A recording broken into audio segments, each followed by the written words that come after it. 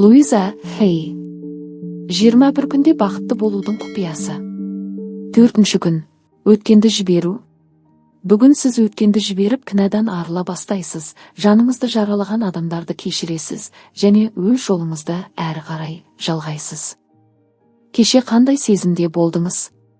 Өткен күндерде жүрегіңізді жаралаған кей жағдайларды ұмытып, өзіңізбен тек жақсы нәрселер жайында сөйлесуді ақырындап үйреніп келесіз бе? Осы жаттығуды күн сайын үзбей жасап, санаңыздағы барлық ескі ойларды қайта бағдарламалау үшін айнамен жұмысты пайдаланып, өзіңізді күннен күнге жақсы көріп келе жатқаныңыз үшін сізді сондай мақтан етемін. Кішкентай кезімізден санамызға сіңген әрбір тыйым, әрбір түсінік, біз айтқан әр сөз, жасаған әрбір әрекет, бастан кешірген бүкіл оқиғалар өзегімізде, ішімізде, құрсақ өрімінде жазылып сақталып қалған. Мен кішкентай хабаршылар бар, және біздің барлық ойымыз бен тәжірибеміз хабаршылар тиісті файлдарға салып қойған таспаларда жазулы тұр деп елестеткім келеді. Көбіміз мен әлі мінсіз емеспін деген жазуы бар файлдарды жинап жатырмыз. Ол менің қолымнан келмейді. Жалпы қолымнан ештеңе келмейді, не нәрсені де жөнімен істей алмаймын. Біз ескі теріс таспалар үйіндісінің астында көміліп жатырмыз. Қане, бүгін кішкентай хабаршыларды таңғалдырайық. Айнамен жұмыс істеп отырып санамызға жаңа хабар жолдаймыз. Мен өткен күнді жөніне жіберуге дайынмын. Хабаршылар жаңа аффирмацияларды көріп, мұнысы несі? Бұл қайдан шықты? Біз мұны неге бұрын соңды көрмегенбіз? Деп таң-тамаша болсын. Күн сайын өткенді ойламаудың және үйлесіммен өмір сүрудің жаңа әдісін үйренсеңіз, қандай керемет болатынын ойланып көрдіңіз бе? Қымбаттым, сіз мұны айнамен күнделікті жұмыс істеу арқылы ендігі бастап қойдыңыз. Күн сайын өзіңізді қабат-қабат қабыршақтан өткеннің негативті блоктарынан тазартасыз. Айна алдында аффирмация айтқан сайын бір қабатын сылып алып тастайсыз. Ойдағыдай бақытты өмір сүруге өткеніңіздің қандай қабаттары мүмкіндік бермеді? Өзіңізді және өткеніңізді кешіруге қандай блоктар кедергі? Менің ойымша, бұл блоктарды тап басып анықтау қиынға соғады, өйткені біз шынымен де неден құтылғымыз келетінін білеміз. Біз өмірде не нәрседен пайда жоғын және неге ұмтылуымыз керек екенін білеміз. Бірақ бізді өткен шақта қандай құдірет ұстап тұрғанын білмейміз. Өміріңіздегі барлық нәрсе сіздің кім екеніңіздің айнасы. Айна түр келбетіңізді сол күйінде көрсететіні сияқты, өмірде көрген тәжірибеңізде сіздің ішкі сенімдеріңізді бейнелейді. Бастан кешірген жағдайларға қарап кімге және неге сенетініңізді біле аласыз.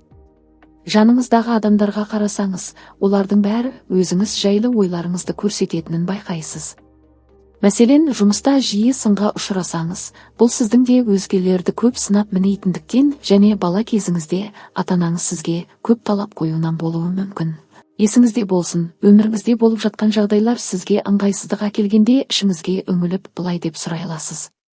Бұл тәжірибеге қалай үлес қоса аламын?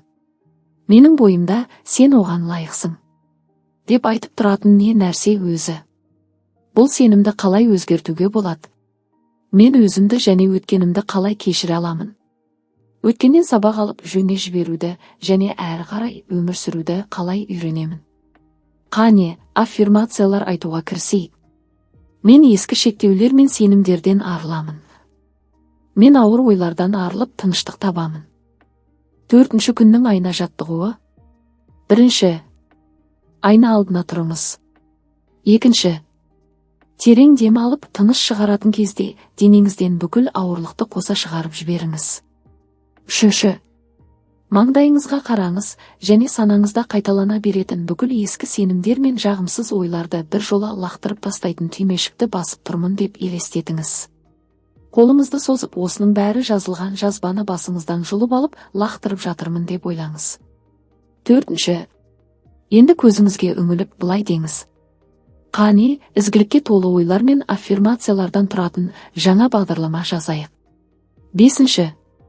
Мына аффирмацияларды дауыстап айтыңыз. Мен бәрін өз жөніне жіберуге дайынмын. Барлығынан арыламын. Босатамын, бүкіл ауырлықты қоя беремін. Бар қорқынышымнан арыламын. Ашуыза өзімен кетсін. Өзімді барлық кінәдан босатамын. Бар мұңымнан арыламын. Ескі шектеулер мен сенімдерден құтыламын. Бәрінен азаттық алып, тыныштық табамын. Мен өз-өзіммен татумын. Өмір процесімен үйлесімдемін. Бар жамандықтан аулақпын. 6. Осы аффирмацияларды 2-3 мәрте қайталаңыз. 7.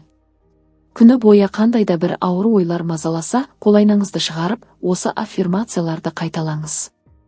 Оны қайталау күнделікті өміріңіздің бір бөлігіне айналу үшін олармен жақын таныс болыңыз. Ғаламат күшіңізде. 4. Күннің күнделік сұрақтары. 1. Өміріміздегі проблемалардың көпшілігімен үлкен төрттік деп атайтын нәрселерден туындайды. Олар сын, қорқыныш, кінә және реніш. Күрделіктің бетін 4 бағанға бөліңіз. Оның әрқайсысына осы үлкен төрттіктен бір орын беріңіз. Олардың сіздің өміріңізде қандай рөл атқаратынын ойланыңыз. Әр санат бойынша ой толғамыңыз бен сезімдеріңізді тиісті бағанға жазыңыз.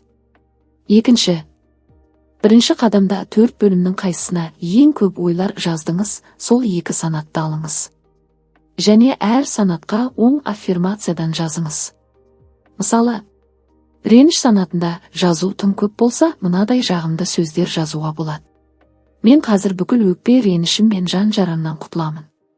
Неғұрлым көп реніштен арылсам, соғұрлым молырақ махаббат беруім керек. 3. Өміріміздегі барлық нәрсе біздің кім екенімізді көрсететін айна. Өміріңіздегі сіз онша жақтырмайтын адамдар туралы ойланыңыз. Олардың қандай қасиеттері сіздің жыныңызға тиеді? Соларды жазыңыз. 4. Осының алдында тізімдеген қасиеттерді қараңыз. Бұл қасиеттердің әрқайсысы өзіңізге деген сенімді қалай көрсететінін жазыңыз. Сондай-ақ бүгінгі сұрақтарға жауап беру кезінде өзіңіз жайында не біле алғаныңызды жазып алуыңызға болады. 4. Күнгі жүректегі ойлар. Мен барлық жаман нәрсені жеңе аламын. Біз белгілі бір әдеттер мен шаблондарды неліктен қолдан жасап аламыз. Өйткені олар қандайда бір жолмен бізге қызмет етеді. Мысалы, ата-анамызды жазалағымыз келгенде қаншама ауруды ойдан шығаратынымыз таңғаларлық. Біз мұны саналы түрде істемеуіміз мүмкін, шындығында көп жағдайда бұл бейсаналы түрде жасалады. Бірақ ішімізге тереңірек үңілсек, осыған жауапты шаблонды тауып аламыз.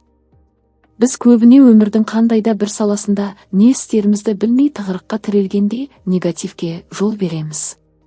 Егер солай болса, өзіңізден сұраңызшы. Менің өкінішім неде? Кімге ашулымын? Мен неден қашқақтап жүрмін? Қашқанның пайдасын көрдім бе өзі, қиындықтан құтылдым ба? Егер сіз жаныңызды мазалаған ауыр мұңды жеңе алмасаңыз, демек ол сізге қажет, өйткені ол сізге қызмет етеді. Ондай жағдайда не істесеңіз де, оны артқа тастап тыныш өмір сүре алмайсыз. Дегенмен сіз одан арылуға дайын болғанда, құтылудың қаншалықты оңай екеніне көзіңіз жетеді. 4. Күннің медитациясы. Жаңа 10 жылдық. Біз бұрын түсінбей келген, жанымызды емдейтін шипалы 10 жылдыққа ашылатын жаңа есікке қараңыз. Біз бойымызда бар бүкіл ғажайып қабілеттермен танысудамыз. Өзіміздің белгілі бір бөлшектердің өзіндік ерекшеліктері бар, және олар бізді алға жетелейді, игілігіміз үшін жол көрсетеді. Бұл жаңа есіктің қалай айқара ашылғанына қараңыз, және дертіңізге шипа табу үшін сол есіктен өтіп бара жатқаныңызды елестетіңіз. Өйткені шипа дегеніміз әрқилы адамдар үшін әртүрлі мағынаны білдіреді. Кейбіріміздің тәнімізге ем керек, енді біріміздің жанымыз өз дертіне дауа іздеп жүр. Тағы біріміздің санамызға шипа ауадай қажет. Сондықтан біз әр адамға қажет емге ашықпыз. Біз жеке тұлғаның өсуі үшін есікті айқара ашамыз, және осы есікке ерекше бір жайлылықта кіреміз. Каналға жазылыңыз.